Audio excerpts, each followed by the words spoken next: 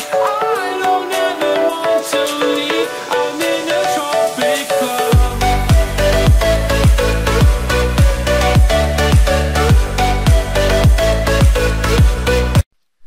Salut tout le monde, j'espère que vous allez bien. Aujourd'hui on va se retrouver pour la vidéo review de Money in the Bank 2013. Juste avant de commencer, je vais donner mon avis sur NXT Brooklyn, donc ça va vraiment pas durer longtemps. On me l'a demandé, donc je vais le faire. Donc déjà je vais donner mon avis global sur la carte. En fait, pour moi il y a vraiment deux matchs qui se sont démarqués, donc les deux main events. J'ai trouvé la mid-card vraiment pas faible, ce serait quand même abusé. Mais j'ai pas trouvé la mid-card si exceptionnelle que ça, j'étais habitué à bien mieux de la part de NXT. Donc j'ai trouvé franchement, notamment le Baron Corbin, Samoa Joe vraiment pas terrible. Sinon après on a eu des matchs corrects, par exemple le tag team match était correct, le Justin Thunder Liger contre Tyler Breeze, pareil il était correct. Mais pour moi j'ai vraiment deux matchs que j'ai retenus, donc c'est le Sasha Banks contre Bayley donc pour le NXT Women's Championships, que j'ai vraiment trouvé excellent. J'ai beaucoup aimé la fin avec les Four Horsewomen, j'ai vraiment adoré cette fin, vraiment très émouvante. Et le deuxième match donc forcément qui a retenu mon attention, donc c'était pour le NXT Championships. Dans le ladder match, donc il voyait s'opposer le champion Finn Balor à Kevin Owens. Donc j'ai plutôt bien aimé ce match, j'ai même bien aimé ce match, vraiment bien bourrin. J'ai vraiment trouvé ce match très physique, avec à la fin en fait le coup de grâce de Finn Balor du haut de l'échelle sur Kevin Owens pour conserver le titre de NXT. Donc en fait qu'est-ce que j'en ai pensé? J'ai trouvé que le match était bon et le pay-per-view en lui-même, j'ai trouvé qu'il était correct. Maintenant sincèrement je vais pas dire que j'ai été déçu, ce serait abusé, mais disons que j'ai été habitué à mieux de la part des pay-per-view NXT, donc voilà. Après ça reste bien évidemment mon avis. Donc là je vais pouvoir passer donc à Money in the Bank 2013. Donc j'ai déjà présenté donc le pay-per-view, donc ça se tenait à Philadelphie, Pennsylvanie, donc au Wells Fargo Center devant 18 147 spectateurs. Le thème du pay-per-view donc c'était Money in the Bank de la part de Jim Johnston. Jim Johnston, gros compositeur de la WWE. Il a fait beaucoup de thèmes musicaux, beaucoup de thèmes de pay-per-view pour la fédération de Vince McMahon. Donc encore une fois on a donc Money in the Bank, ce thème qu'on a presque eu à toutes les éditions. La seule édition où on a eu un autre thème musical c'était pour Money in the Bank 2010. Donc voilà, essayez de changer un petit peu les gars s'il vous plaît. Bref, donc je vais commencer avec l'opener de la soirée, donc c'était le Money in the Bank ladder match. Donc on avait comme participants, on avait Cody Rhodes, Fandango, Jack Swagger, Damien Sandow, Antonio Cesaro, Wade Barrett et Dean Ambrose. Donc déjà au niveau des participants, je trouve que les participants sont plutôt bons. On avait quand même 3 on va dire poids lourds, en mettant Antonio Cesaro, Jack Swagger et Barrett. On avait des poids moyens entre guillemets avec Dean Ambrose, Fandango, Cody Rhodes, Damien Sandow.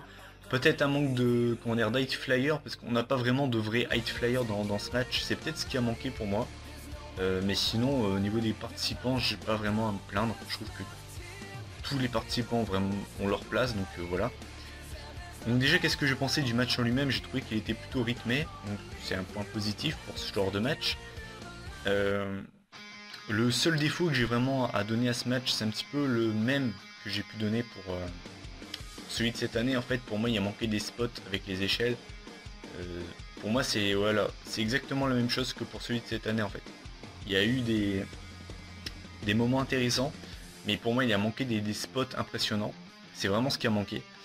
J'ai noté quand même comme spot que j'ai vraiment bien aimé, on a eu un somersault powerbomb, si je ne me trompe pas. Non, un sunset flip powerbomb pardon. Je crois que c'est Fandango qui l'a fait sur Wade Barrett du haut de l'échelle. Je sais plus exactement qui l'a fait, je crois que c'est Fandango sur Wade Barrett. J'ai franchement bien aimé, j'aime beaucoup cette prise, qui est pas très facile à réaliser, surtout du haut d'une échelle. J'ai également beaucoup aimé le spot en fait où on avait donc les All American, donc Swagger et Cesaro qui tenaient une échelle en fait des deux côtés. En fait on avait Dean Ambrose qui était entre les deux, au milieu, en fait qui avec l'aide de ses abdos a réussi à se relever il était un petit peu en position surf sur l'échelle, et en fait il avait plus qu'à décrocher la mallette Et en fait, bah, les All-American, en fait, comment dire, ils ont avancé vers la corde et en fait ils ont balancé Dean Ambrose comme un vulgaire sac à patates. Franchement j'ai beaucoup aimé. C'était du genre mec t'as cru vraiment qu'on allait te laisser décrocher la mallette. Enfin j'ai beaucoup aimé. Mais c'est vrai que ouais pour moi il manquait encore une fois il manquait des gros spots quoi. C'est dommage parce que pour moi franchement le match n'était pas mauvais. Donc au final au bout d'un moment dans le match on a le Shield donc Roman Reigns et Seth Rollins. Qui sont en fait intervenus dans le match, qui sont venus, qui ont en fait coûté, je sais plus qui ont attaqué. Ils ont aidé leur ami Dean Ambrose. Finalement on a les Usos qui sont également intervenus dans le match pour mettre un petit peu de l'ordre dans le match. Et finalement pareil gros spot, on a Dean Ambrose en fait qui était en haut de l'échelle. On avait tout, donc on avait Uso, Shield et les All American si je me trompe pas qui étaient hors du ring. Et en fait on a Cody Rhodes qui a poussé Dean Ambrose donc qui était en haut de l'échelle dans le tas, donc ça a fait un strike. C'était vraiment assez sympa. Et au final, victoire donc de Damien Sandow. Je pense qu'à l'époque j'aurais été extrêmement surpris parce que pour moi avec Fandango c'est les deux catcheurs qui sont les moins crédibles. Et c'est vrai que c'est assez surprenant quand même. Le match a duré 16 minutes 25, pareil ça je sais pas si je suis le seul à l'avoir remarqué. Je trouve que 16 minutes pour un Money in the Bank c'est franchement pas très long. J'ai pas les chiffres sous les yeux mais je pense que ça doit être l'un des Money in the Bank ladder match les plus courts de l'histoire. J'ai mis une note de 8 sur 10 qui pour moi est une bonne note. Qu'est-ce qui a pénalisé en fait la note finale? C'est déjà la durée. 16 minutes pour un MITB je trouve pas ça très long. Et le manque de spot impressionnant. Voilà. Mais sinon voilà 8 sur 10 c'est quand même une bonne note. J'ai mis 0,5 points de plus par rapport à celui de cette année, car je trouve qu'il y avait quand même plus de moments marquants et plus de rythme, plus de prise de risque, donc voilà. On va continuer avec le deuxième match de la soirée, donc c'était pour le titre intercontinental, donc on avait le champion, Curtis Axel, accompagné de Paul Heyman, face au Miz. Déjà on va pas se le cacher, l'affiche fait franchement pas rêver. Le match a duré 9 minutes, ce qui en fait une durée passable, c'est pas très long, mais c'est correct. Après on va pas se le cacher, je pense pas que ce match là méritait plus de temps. Voilà quoi. Je trouve la durée on va dire pour moi est bonne. Donc je vais directement passer au résultat. En fait on a une victoire de Curtis Axel qui a gagné avec son Axe Hall. Donc en fait pour ceux qui sauraient pas ce que c'est, en fait il prend la tête du Miz et en fait il l'écrase contre le ring. Pas trop fan de ce finisher d'ailleurs. J'ai noté que c'était un match banal, c'est vrai que c'était un match qu'on aurait très bien pu avoir à Raw, SmackDown, même à Superstar, Main Event. Donc voilà. J'ai noté également que le Miz avait tenté un Figure 4 Leg Lock pour la victoire sans succès, puisque le Curtis Axel a retourné la prise et a été chercher les cordes. Donc j'ai rien d'autre à dire sur ce match, franchement il était vraiment pas terrible. Enfin, c'était vraiment un match banal, il n'y a rien d'autre à dire, il était pas mauvais, il était pas bon, il était banal. J'ai mis une note de 6 sur 10 parce que pour moi ça mérite quand même la moyenne, mais pour moi ça méritait pas plus, donc voilà. Ensuite on va passer au troisième match de la soirée, c'était pour le titre des Divas. Donc on avait la championne AJ Lee accompagnée de Biggie face à Kaitlyn, une diva que je regrette. Pour moi elle ressemble un petit peu à Beth Phoenix, en moins bien quand même, mais elle ressemble un petit peu à Beth Phoenix. Ils avaient d'ailleurs eu un excellent match, alors je ne sais plus parce que vous savez que j'ai pas de mémoire, je crois que c'est à Payback, ça doit être à Payback, elles ont eu un match tout simplement énorme que j'ai adoré.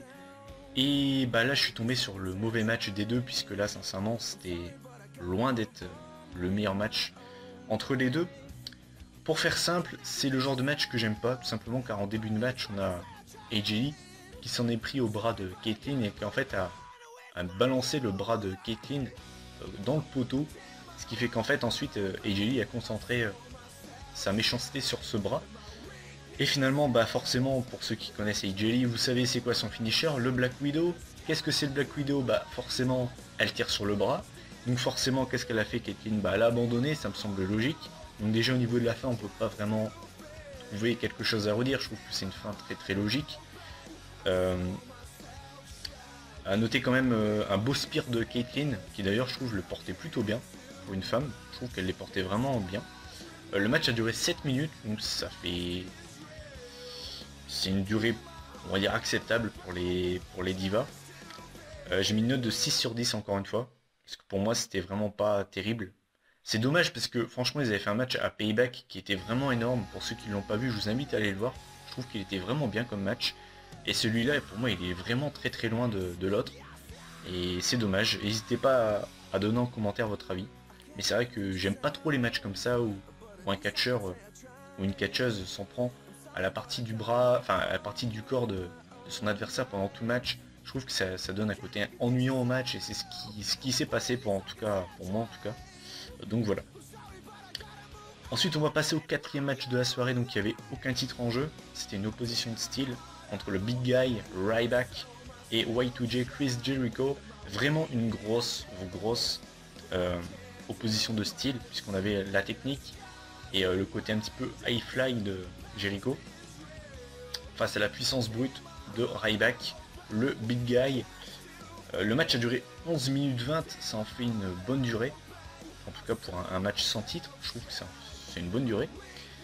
Donc pour revenir sur le vainqueur, donc c'est Ryback qui gagne avec un petit paquet. Pour ceux qui me connaissent, vous savez déjà que ça a un petit peu influencé sur la note finale du match. C'est d'ailleurs dommage parce que j'ai noté que c'était vraiment un match agréable à suivre. Moi j'ai franchement plutôt bien aimé ce match avec vraiment une opposition de style, la puissance de Ryback et on va dire le côté technique et un petit peu high fly de Y2J. J'ai noté que Ryback s'était pris un code breaker. Finalement Ryback a roulé hors du ring, ce qui fait que Jericho a mis trop de temps à le remettre sur le ring pour remporter le match. J'ai mis une note de 7 sur 10, ça en fait une bonne note, ça fait un match correct. J'ai facilement enlevé 0,5 points par rapport à la fin, parce que pour moi une victoire sur petit paquet, je trouve c'est un petit peu facile. C'est dommage, franchement c'est dommage, parce que je trouve que le match était franchement pas mal. Et c'est dommage, mais bon, ça fait quand même 7 sur 10, parce que franchement le match est vraiment agréable à suivre, je me suis pas ennuyé, donc voilà. Et juste avant de passer au prochain match, est-ce que quelqu'un en commentaire pourrait m'expliquer pourquoi, alors actuellement ce n'est plus le cas, mais pourquoi à l'époque, les gens chantaient Goldberg à Ryback? Au-delà du fait qu'il est chauve, est-ce qu'on peut m'expliquer juste 2 secondes où est le rapport entre Ryback et Goldberg? J'en vois absolument aucun. Ryback n'utilise pas le spear, Goldberg n'utilisait pas le shell shock, ni le jackhammer. Il n'y a aucun fucking rapport entre Goldberg et Ryback. Et ça, je ne comprendrai jamais pourquoi le WWE Universe a comparé les deux.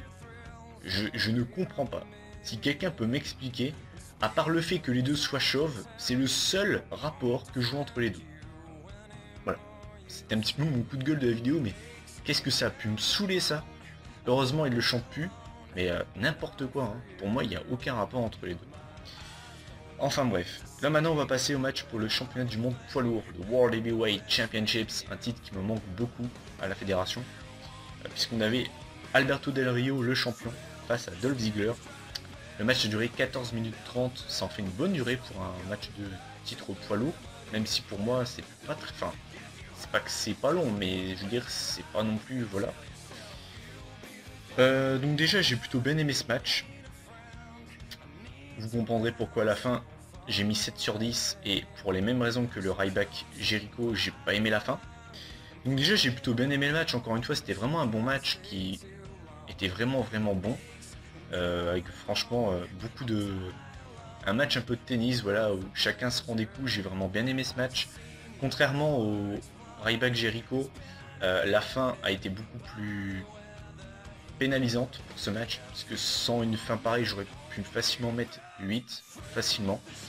Je vais m'expliquer tout de suite pour la fin. Donc en fait à la fin, pendant le match en fait à la base on a AJ Lee en plein milieu du match qui est arrivé sur le ring. Donc déjà on a Ziggler qui lui dit reste hors du ring, t'inquiète je vais gérer tout ça. Et donc là on a Del Rio qui était en fin de match, qui a tenté sa prise de finition, le armbar. Finalement en fait on a Ziggler qui la contre, qui l'esquive. Et à ce moment là donc on a AJ qui rentre sur le ring et qui attaque Del Rio en lui mettant un coup de ceinture. Et donc forcément t'as le public qui est en mode mais what the fuck. Donc le match se finit comme ça, victoire donc de Del Rio par disqualification qui conserve son titre. Finalement ensuite on a donc une dispute d'amoureux entre Del Rio et Del Rio Ziggler n'était pas en couple, hein. Ziggler et AJ Lee plutôt. Et clairement, c'est la fin qui gâche vraiment tout, quoi. Parce que franchement, pour moi, c'était vraiment un excellent match entre les deux. Et AJ Lee a tout gâché, quoi. Je veux dire, c'est quoi cette fin de merde? J'aurais été en live, j'aurais déjà fait mes vidéos pronostics et résultats à l'époque, j'aurais pété un câble, je vous le dis sincèrement, mais là, what the fuck, c'est quoi cette fin de merde?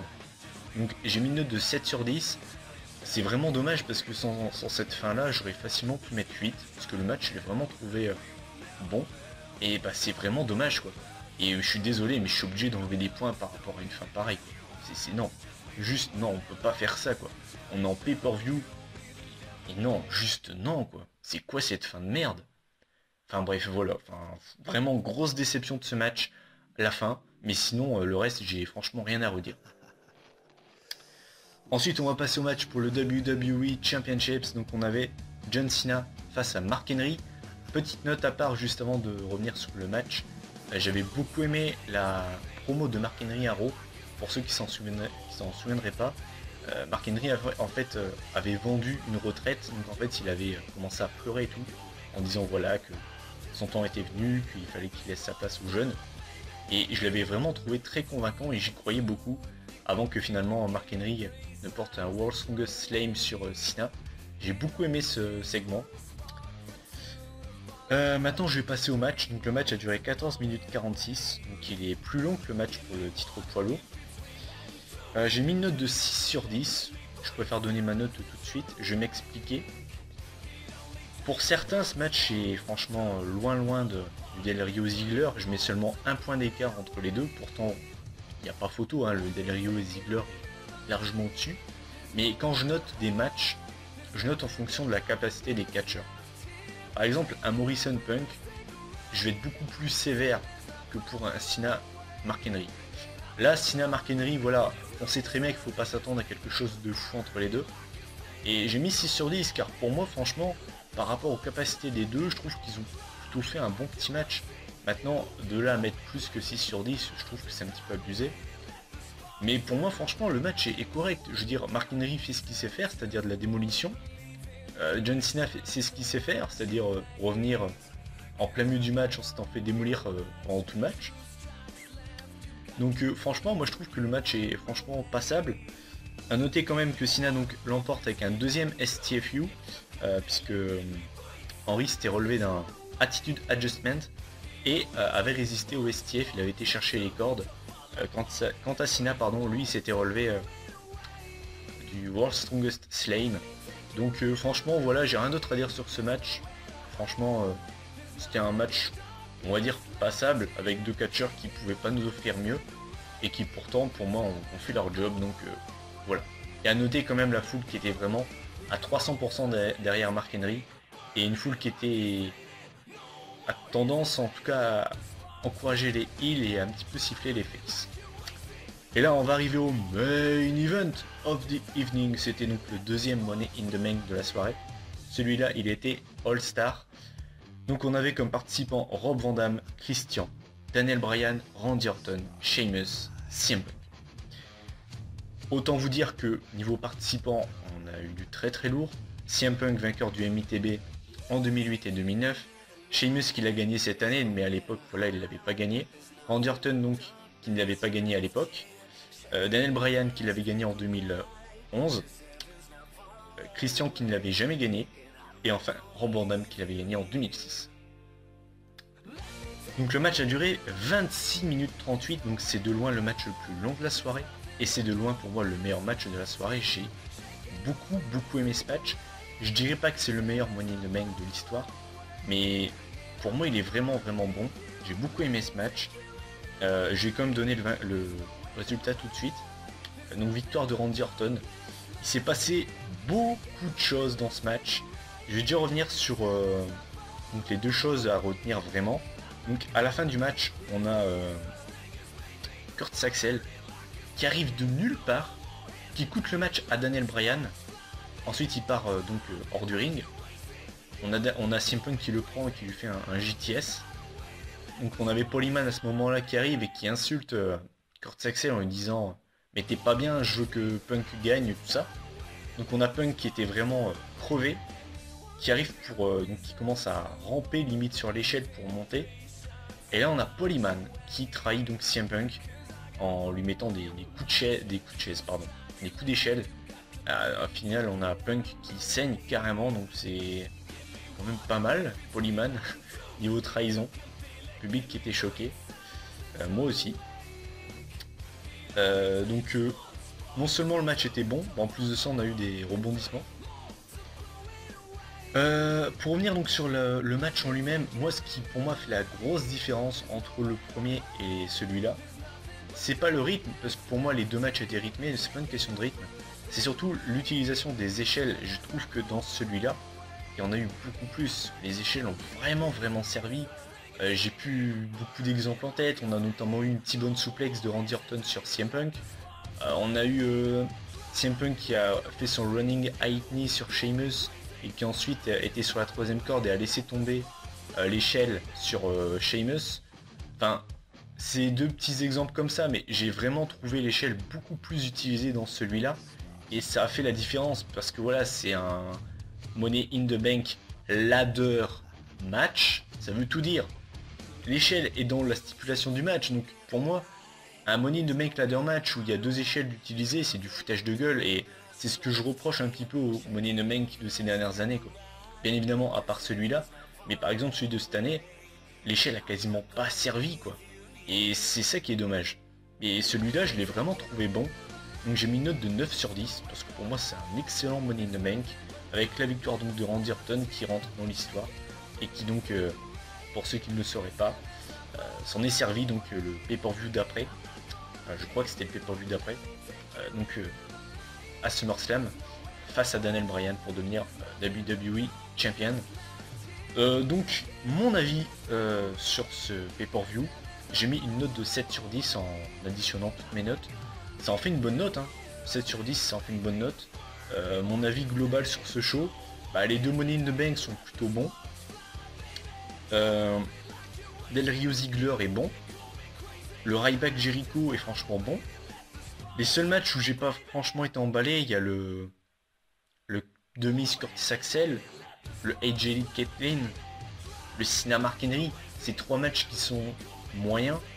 On a les deux MTB qui sont bons, et le Ryback Jericho et le Del Rio Ziggler qui sont bons, même si les fins sont pas terribles. Quand on regarde bien, il n'y a aucun mauvais match. Pour moi, il n'y a aucun vraiment mauvais match dans ce show. Au minimum, c'est pas terrible. Au maximum, c'est très bon. Donc, pour moi, c'est vraiment un bon show. Donc voilà, c'est pour moi l'un des meilleurs shows de 2013. Donc voilà, donc cette vidéo review est terminée. Je vous invite à donner en commentaire votre avis sur le show si vous l'avez déjà vu. N'hésitez pas à donner votre avis sur la qualité des matchs, sur l'intervention de Curtis Axel dans le main event, la trahison de Polyman, quels étaient vos pronostics à l'époque. Enfin voilà, n'hésitez pas à donner votre avis en commentaire. Ma prochaine review, si je ne me trompe pas, ça doit être sur SummerSlam 2005. Ma prochaine vidéo, ce sera 5 dates sur la carrière de l'Undertaker. Je vous promets pas de date, mais normalement, ça devrait sortir cette semaine, fin de semaine, vendredi ou samedi. Moi je vous dis, portez-vous bien, et puis à la prochaine, salut.